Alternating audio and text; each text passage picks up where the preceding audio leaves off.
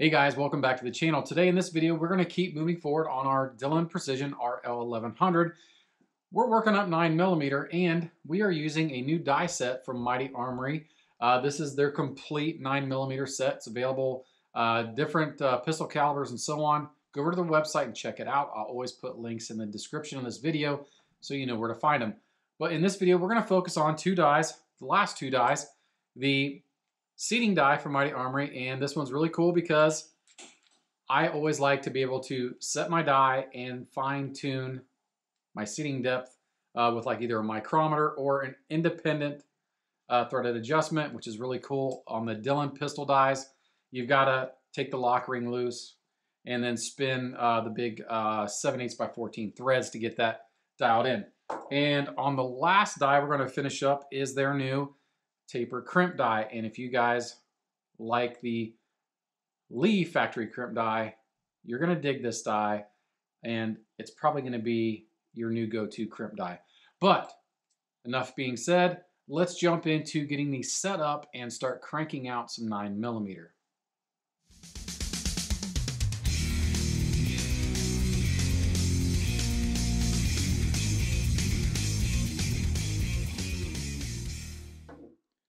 All right, so let's set up our seating die. And the first thing I'm gonna do is I'm gonna go ahead and just open this die up all the way, get my lock ring to the top, get the seating stem all the way out.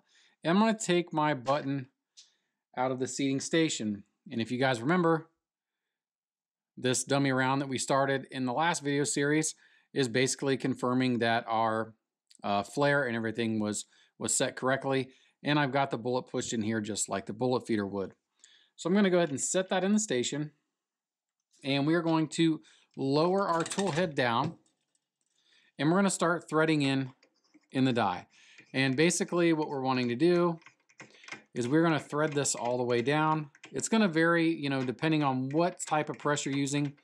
I suspect on this press it's just going to bottom out completely, and it is. So I'm going to go ahead and grab my lock wrench. Here it is. So we'll go ahead and get that locked in. And now I'm going to go through the same process of setting my seating depth. This is a very familiar recipe for me, so I'm going to run the seating stem down until I feel it engage the bullet, and there it is. So I'm going to lift it up, check my overall length, and we're going to keep making adjustments until I get it to the length that I'm looking for. All right, that's pretty good. So make sure I'm bottomed out good. I'm going to go ahead and set my lock ring down. And this is a nylon nut, so you don't have to go crazy with it. You can just get it finger tight. That's not going to go anywhere. So we're going to go ahead and then move on to our crimp die. All right, so now we're going to work on our taper crimp die. And again, as in other videos, go ahead and clean these up prior to use with some brake clean, get all those oils off of them and everything, just to make sure that everything is good to go. So these are already been cleaned. Again, we're going to go ahead and set this up like pretty much any other crimp die. Depending on what caliber you're using, you can pretty much just bottom these out. But for 9mm, we're going to go ahead and thread the die down, and I'm going to treat this just like every other crimp die. I'm going to be shooting for a crimp of around 378. So as I set my crimp dies, I always just kind of spin and thread the die down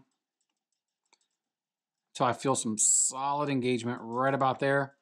So I'm going to lift back up, give it a little bit more, and then I'm going to start checking my crimp diameter here at the case mouth.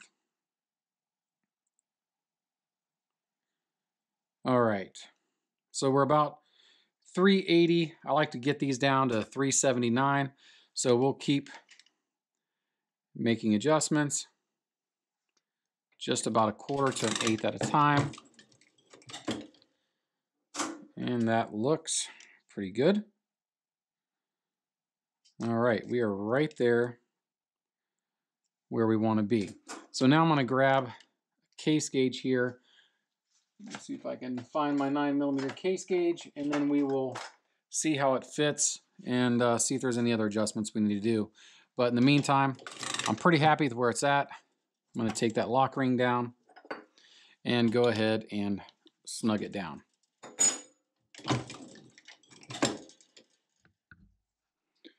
All right, we got our case gauge here. This is our dummy round we put together, and it fits like a glove. Now, I would recommend, depending on what type of gun that you're using, always check your rounds to make sure they plunk test. If you go back to one of my first videos, I talk about the plunk test, and using using your tightest chamber as a case gauge is a good way to make sure you get your overall length set. But a case gauge is always a good tool just to make sure you're in the ballpark. All right, guys, so we have all of our dies set up. The only thing left to do now is let's get some powder in here, make sure we got enough primers, and let's run some rounds and see how they look. So far, based off our dummy round, everything looks good. But the only way to know is to run some rounds, check some dimensions, and see if we got the consistency we're looking for. But yeah, let's get into it. All right, I'm gonna go ahead and use some of my famous squatch loop here. Just give it a couple spritz like that. Give them a good shake. We're gonna let them dry out for, I don't know, 5-10 minutes or so. All right, we got our powder measure full. I'm gonna throw some bullets up here in the bullet feeder, and we're just gonna turn it on and go ahead and see how she does. I'm gonna throw a few more here from the case feeder. I'm gonna kick on our bullet feeder, let it do its thing, collate some bullets out, and then we're just gonna run around the tool head, check the first one, and then we'll check like maybe the first 10 to see how consistent we are.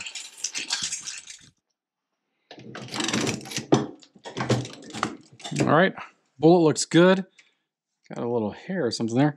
Bullet looks good, just went through the transition, no issue. So that tells us that our flare diameter is on point. Coming through each station like so. I'm gonna grab this first one, and I'm gonna double check the length. Looks pretty good. And our crimp looks good. So let's run a couple more here.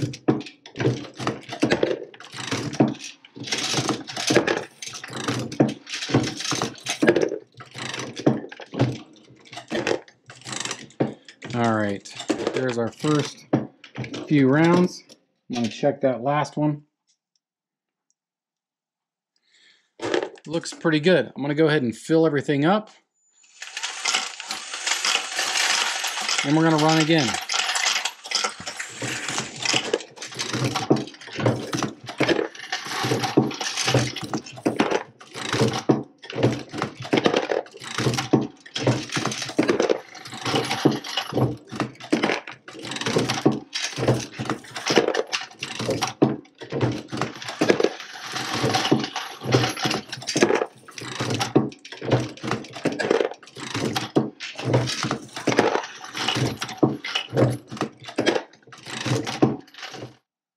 All right, guys, so I've put roughly 25 rounds through the press. Everything checked out good. Everything's past the case gauge. All my lengths, they've only varied 0.0005, so that's pretty good. Can't ask for much more than that. My crimp variation is the same. It's set at 0.378. I can't go into a whole lot of details as far as my recipes and things like that, because it's against YouTube policies and guidelines. We want to make sure that we're running a fine line there, and we're not going to get in trouble with any channel strikes or anything like that.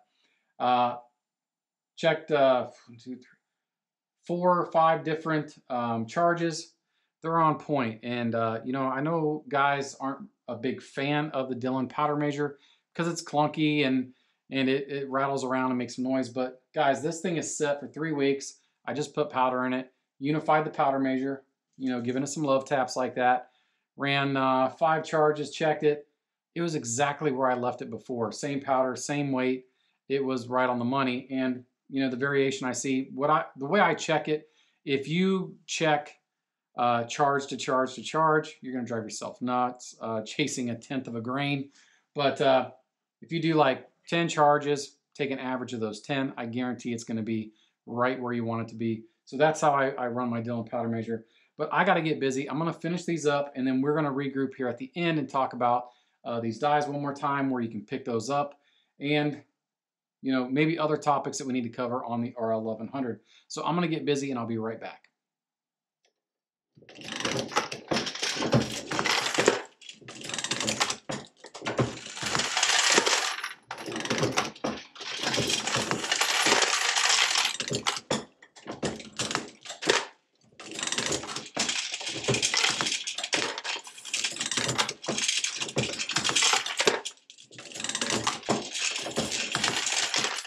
All right, guys, so I thought I'd take a quick break here to talk about my little Borescope that I have here. This is real cheap. I don't know how to pronounce the name brand, but it's OIIWAK. Picked it up off Amazon, I believe. Very cheap.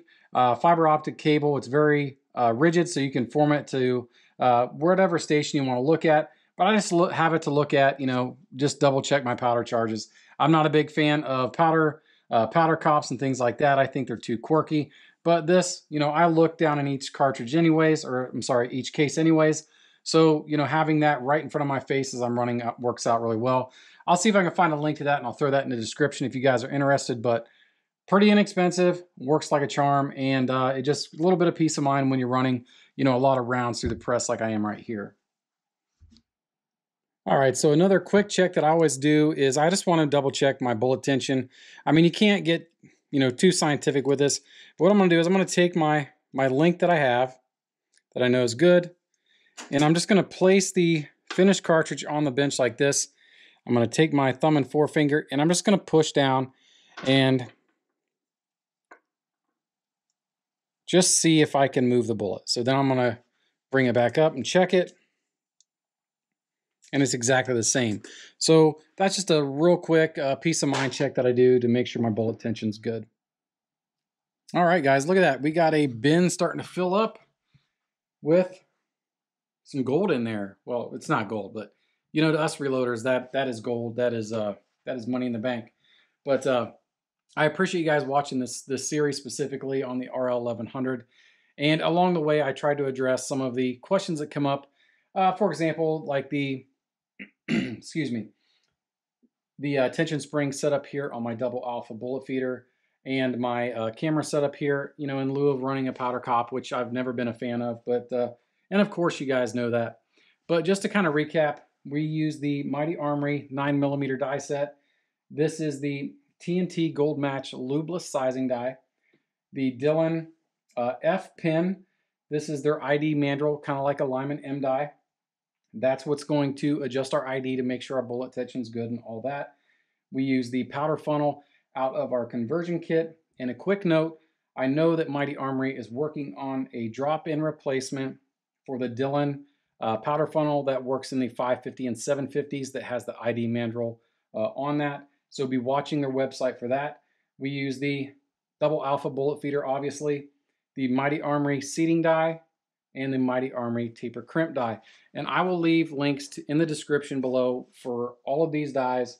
The camera, again, for the double alpha tension spring assembly, and all of that stuff. So if you guys are interested in those, you know where to find them. If you guys would, and you like these videos, please subscribe, like, share, all that stuff. It does help us out from the channel standpoint. It helps us get you know, out there, get our content out there and so on. And it keeps me motivated to see the channel is growing and the interactions on the comments and stuff. I like that.